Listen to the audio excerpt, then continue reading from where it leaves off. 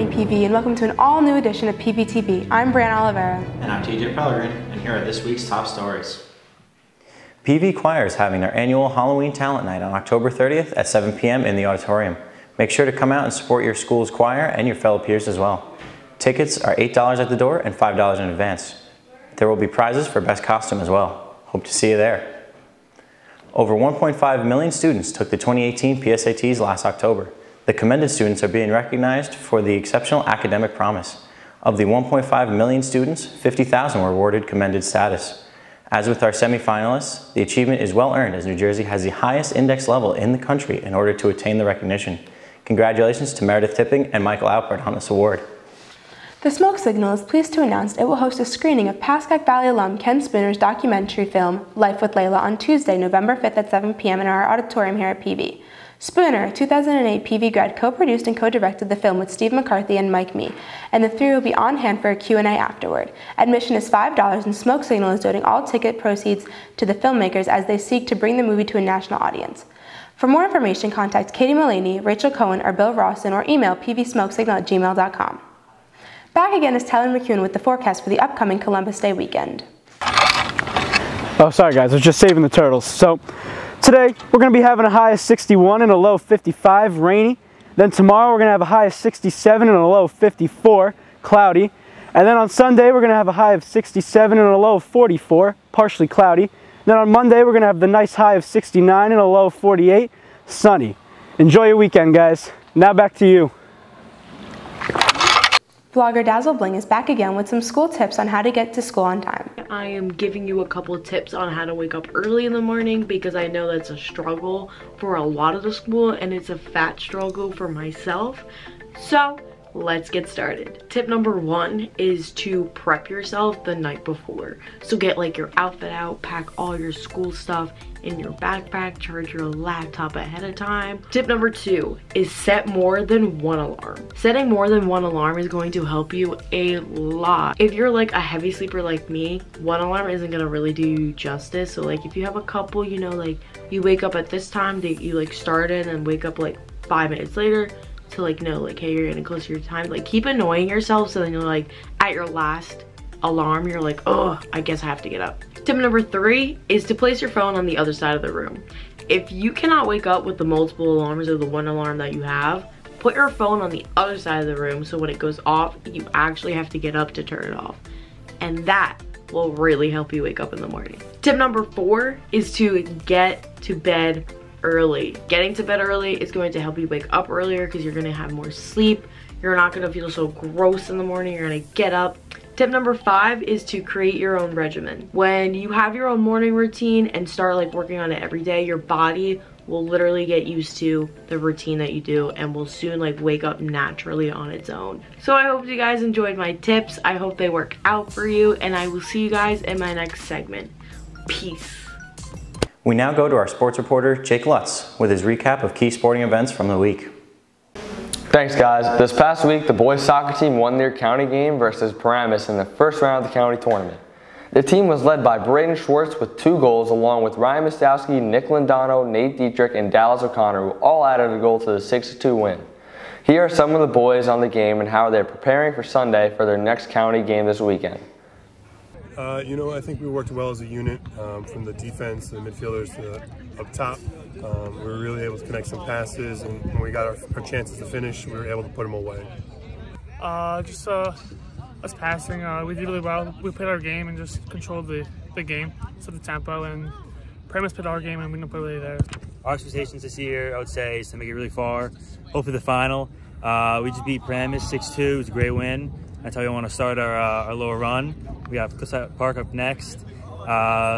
So we think we have a good chance of making it far, hopefully into the final, and to prove everyone right. The keys of winning are, talking well in the back, really keeping us together. Scoring early is very important for us, because it really keeps our confidence up and just playing our style of physical soccer and just beating other teams up. Their next game is a county game versus Cliffside Park on Sunday at 4:30. Come out and support. Next, the boys football team fought hard against Oltapan, but were unable to overcome and prevail, losing 21-12. Here are some words from Stephen Began and Jake Sioka. Well, last week at halftime we tried adjusting stuff we needed to fix. We did that, and honestly we played a better half. We didn't allow as many big plays. Like on the third play of the game we allowed a big one, and that's kind of set them up for a touchdown, so we kind of limited that. And only limited them to 7 in the second half rather than 14 in the first, so it worked. Tonight they go up against Richfield Park in Richfield Park at 7 o'clock. Come support your football team. We've had a good week of practice, have that chip on our shoulder after a loss, and just working hard every single day trying to get better. That's all for me. Back to you guys in the studio. Yesterday, Mr. Walter and his honors U.S. history classes went to the 9/11 Museum in Lower Manhattan. Here is an in-depth look at their trip.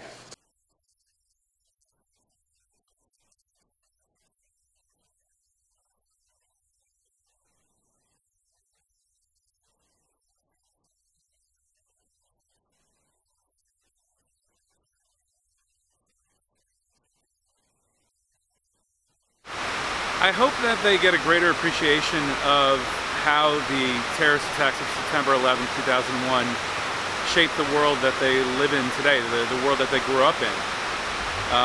Things were fundamentally different on 9/10. Every single student that we have now in the building, as far as I know, was born after the September 11th attacks. The one exhibit that really jumped out at me was the wall with all the pictures on it, and I realized how many people actually died from this and how many lives this event took, and it was really heartbreaking to me. Basically, this is your history. This is your time to learn. You weren't even born during September 11th. And I think it's important not only to talk and to learn about the events of September 11th for you, for your education, but to also remember the 3,000 people that were murdered on September 11th between here, Shanksville, Pennsylvania, and the Pentagon, and maybe, to a certain extent, more importantly, to remember and honor all the family members, the people that are left behind, the mothers, the fathers, the brothers, the sisters, cousins, friends, loved ones. Their September 11th is every single day, and we must remember them. And we have a saying here when it comes to September 11th, we will never forget. And that's what's important, is to never forget the events of September 11th and what happened here 18 plus years ago. And that's why I think it's important.